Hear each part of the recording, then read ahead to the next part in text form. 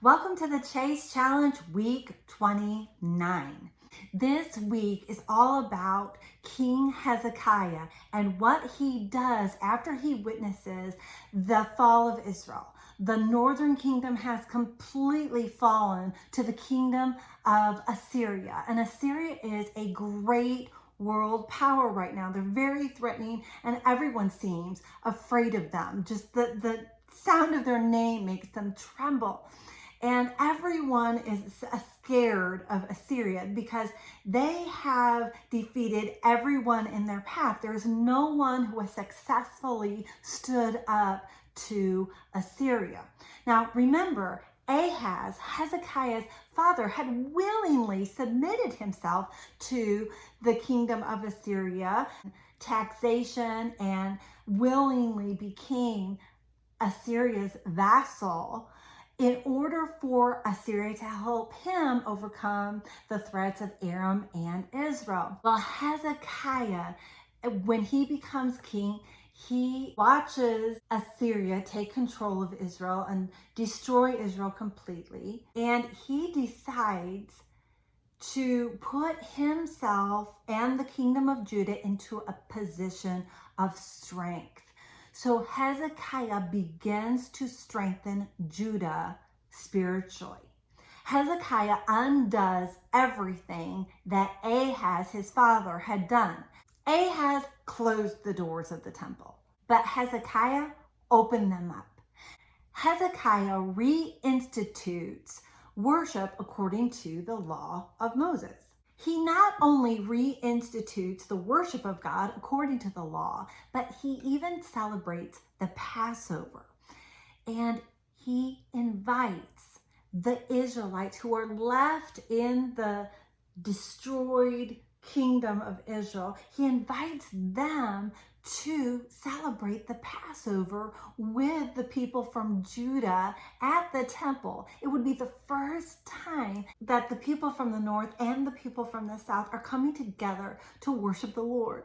Well, some of the people obviously mock and make fun of this whole idea, and they laugh it off. But some people end up coming, and it is one of the greatest times of joy and celebration that had been seen in either of the kingdoms since the days of Solomon.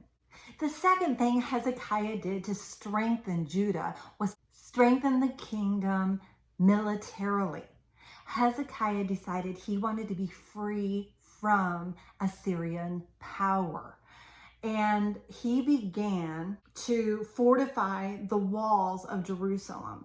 He began to prepare weapons and military leaders and warriors to prepare for an attack that was sure to happen if he rebelled against the Assyrians.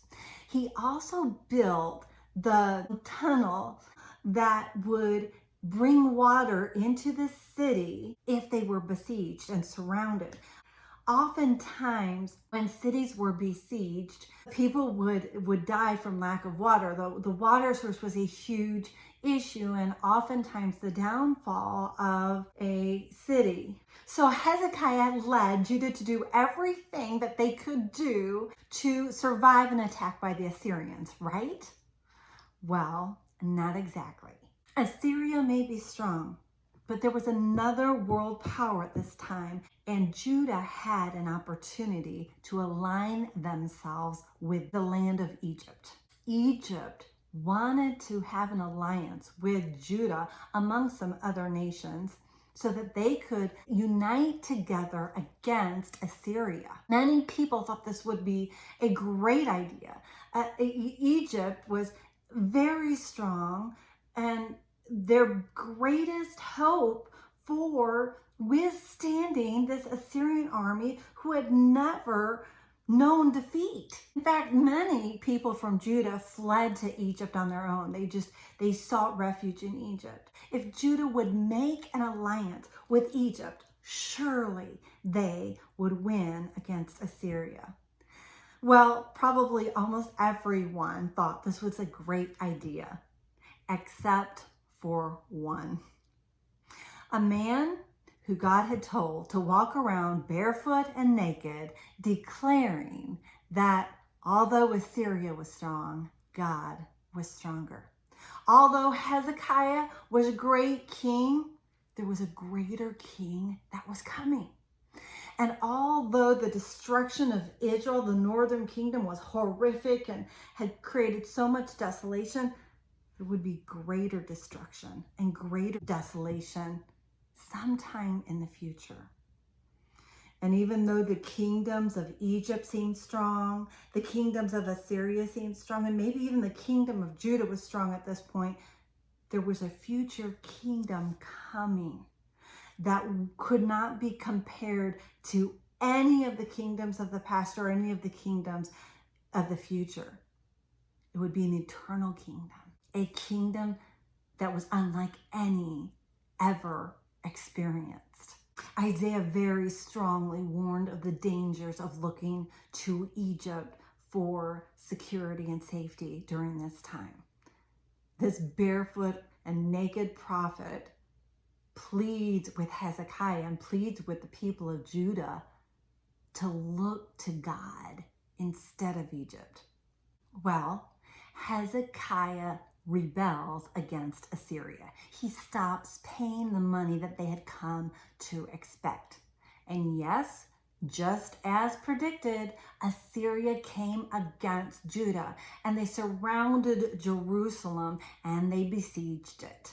The Rabshakeh of Assyria came and he threatened the people of Judah and he tried to intimidate them with just saying horrible things about Hezekiah, their leader, and Hezekiah's God. Hezekiah gets a letter from Assyria to further intimidate them, just reminding Hezekiah of their strength and their power, their brutality. It was true. No one had resisted the Assyrians up to this point. They had won every single battle. What was Hezekiah thinking? What would he do? Where would he run to? Would he listen to Isaiah? His father Ahaz didn't. Would he listen to all the voices telling him that it made the most sense to look to the help of Egypt? When he gets this letter, what does Hezekiah do with the letter? Who does Hezekiah go to for help? And does he find the help he's looking for?